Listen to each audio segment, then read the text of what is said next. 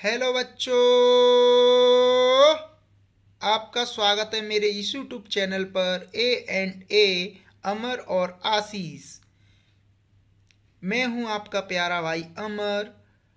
आज हम सेंटेंस के बारे में डिस्कस करेंगे, जानेंगे कि सेंटेंस होता क्या है। और सेंटेंस पढ़ने से पहले हमें वर्ड्स के बारे में पता होना चाहिए। वर्ड्स क्या होता है? वर्ड्स की जो हिंदी होती है वो शब्द होता है, और शब्द दो या दो से अधिक अक्षरों से मिलकर बनते हैं और बहुत सारे शब्दों से मिलकर एक सेंटेंस बनता है। और सेंटेंस वो होता है जो कि अपने आप में एक अर्थ रखता हो। ठीक है, चलो आगे हम एक्सरसाइज शुरू करते हैं और पढ़ते हैं आगे सेंटेंस होता क्या है। A group of words which make sense is a sentence, यानी कि शब्दों का एक ऐसा समूह जो एक अर्थ रखता हो, सेंटेंस होता है। A sentence expresses our thought and ideas, एक वाक्य में हम अपने विचारों को, अपने आइडियाज़ को दूसरे के सामने प्रस्तुत करते हैं। Read the given groups of word as, नीचे कुछ शब्दों के समूह दिए गए हैं, जैसे Raj and friends, Varun are. अब हमने देखा ये शब्दों का एक समूह है, लेकिन ये अपने आप में कोई भी अर्थ नहीं देता है, तो ये सेंटेंस नहीं होगा। Now we will move to the next sentence. Next sentence में आपने देखा Rohan to school is going. हमने देखा ये भी ग्रुप शब्दों का एक समूह है, लेकिन अपने आप में कोई कंप्लीट सेंस नहीं है इसका। Now we will move to the next sentence. Third is flowers these are. हमने देखा जे भी शब्दों का एक समूह है, बट जे भी अपने आप में कोई कंप्लीट सेंस नहीं देता है।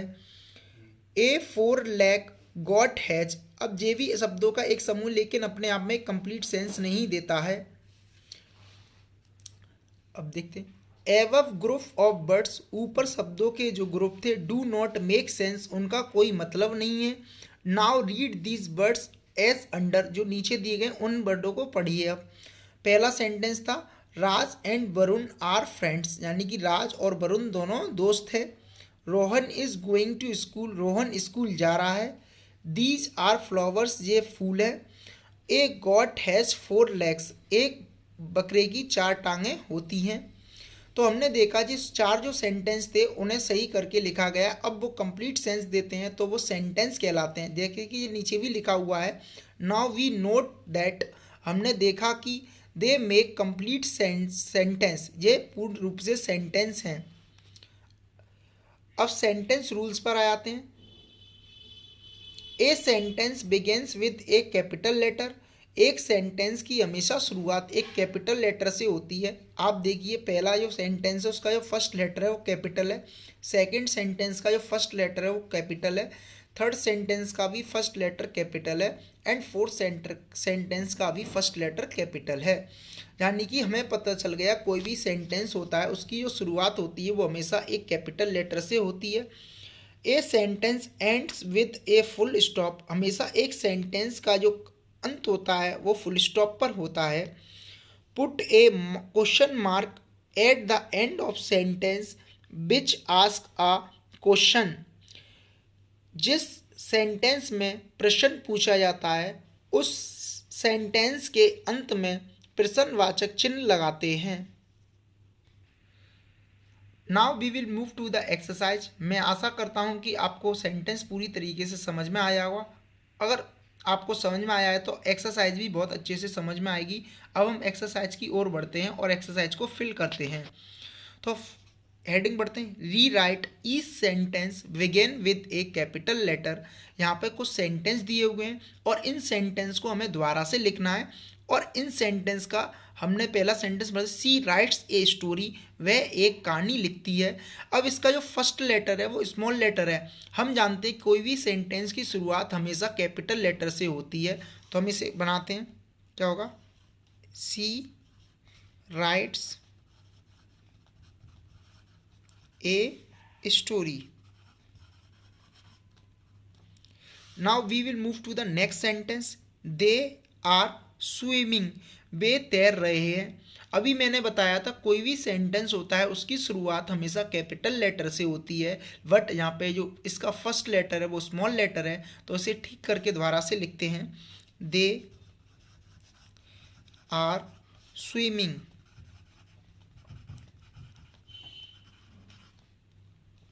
नाउ नेक्स्ट सेंटेंस पे आते हैं। I like sweet mangoes. मैं आम खाना पसंद करता हूँ। आम पसंद करता हूँ मैं। तो हमने देखा इसका जो फर्स्ट लेटर है वो स्मॉल लेटर है, और मैंने आपको पहले ही बताया था कि हमेशा सेंटेंस का जो फर्स्ट लेटर होता है वो कैपिटल लेटर होता है। तो आई like sweet mangoes, MANGOES।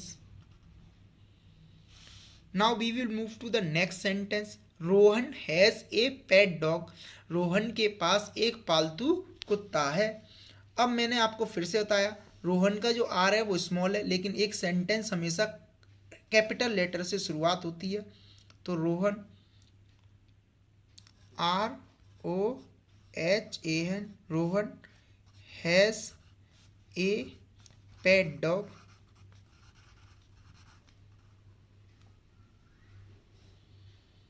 Now we will move to the next exercise. Arrange the group of words to make sentence. अब जो ग्रुप ऑफ वर्ड्स दिए हुए हैं यहाँ पे अलग अलग वर्ड्स दिए, अब इस वर्ड्स को हमें एक प्रॉपर ऑर्डर में अरेंज करना है जिससे कि वो हमें एक कंप्लीट अर्थ दे सके। जैसे कि मैंने देखा ए गर्ल आई एम, तो ये क्या सेंटेंस क्या बनेगा, आई एम ए गर्ल। तो हमने देखा आई पहले क्यों आएगा, क्योंकि आई यहाँ पे प्रोनाउन है, और आई क्या होता है, सब्जेक्टिव केस होता है। जब प्रोनाउन पढ़ेंगे जब आपको पता चलेगा तीन केस होते हैं अपने पास, एक सब्जेक्टिव केस, उसी सब्जेक्टिव केस को हम नॉमिनेटिव केस के नाम से भी जानते हैं, दूसरा होता है ऑब्जेक्टिव केस, और तीसरा होता है पजेसिव केस। ये मैं सब आपको प्रोनाउन की क्लास में बताऊंगा, अभी हम इसमें को डिस्कस नहीं करेंगे क्योंकि काफ़ी लंबा टॉपिक हो जाएगा। फिर आई के साथ हमेशा हेल्पिंग वर्ब एम आती है। I am a girl, GIRL। Next sentence बात है ईट्स ही मैंगोज। तो इसे कैसे ठीक करेंगे, ही, फिर से मैंने बताया ही क्या है, प्रोनाउन, और ही कौन सा है, सब्जेक्टिव केस का। तो ही, फिर वर्ब, मेन वर्ब क्या है इसमें, ईट्स, खाता है, mangoes MANGOES, he eats mangoes, वह आम खाता है। प्लेस ही फुटबॉल, तो फिर से ही क्या आएगा, सब्जेक्टिव केस सबसे पहला है, ही क्या करता है, वह प्ले खेलता है, ही प्लेस फुटबॉल, वह फुटबॉल खेलता है। द वेल रिंग्स पियोन, तो चपरासी घंटी बजाता है, ये बनेगा इसका peon rings the bell, peon rings the bell.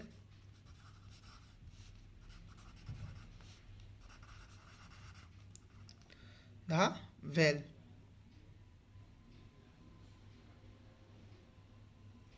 Now we will move to the next exercise. अब हम नेक्स्ट पर आते हैं अगली पर, और उसे ठीक से रीड करते हैं।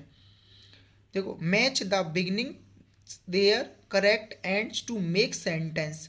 अब हमें सेंटेंस बनाने के लिए इन्हें करेक्ट से मैच करना है। जैसे कि she goes for a walk, वह वॉक के लिए जाती है। अब वॉक के लिए जा रही होगी टहलने के लिए, तो वो सोई जाती होगी, क्योंकि ब्यूटीफुल फीदर्स, उसके पंख तो सुंदर होंगे नहीं, माई पर्स तो होगा नहीं उसमें। इन द मॉर्निंग में जा रही होगी, तो इसीलिए इसका जो मैच होगा वो क्या होगा, in the morning. A lion, एक लॉइन क्या करता होगा, देखते हैं, उसके लॉइन के पंख तो होंगे नहीं, ये तो मैच हो गया, पर्स खोएगा नहीं लॉइन के पास। रोड्स इन द जंगल, तो एक शेर जंगल में धाड़ता है, ये बनेगा। I have lost my purse, मैं अपना पर्स खो चुका हूँ। My father is a businessman, मेरे पिता बिजनेसमैन है। A peacock has beautiful feathers, एक मोर के सुंदर पंख होते हैं। Now we will move to the next exercise. Complete the sentence with the help box. इस हेल्प बॉक्स की सहायता से हमें इस सेंटेंस को भरना है। The sun rises in the east, हम जानते हैं सूर्य निकलता है वो पश्चिम से निकलता है, तो पश्चिम को ईस्ट बोलते हैं, ठीक है। अंकुर इज नरेटिंग अ स्टोरी, कोई भी जो होता है वो स्टोरी को नरेट करते हैं, यानी कि अंकुर एक स्टोरी नरेट कर रहा है, यानी सुना रहा है, narrating. Be dash watching a movie, तो जब भी कोई मूवी देख रहे होंगे तो एंजॉय करके देख रहे होंगे, उसके आनंद लेते हुए, तो we enjoyed watching a movie. Nidhi is a very kind girl, Nidhi बहुत दयालु लड़की है। ठीक है, now we will move to the next exercise.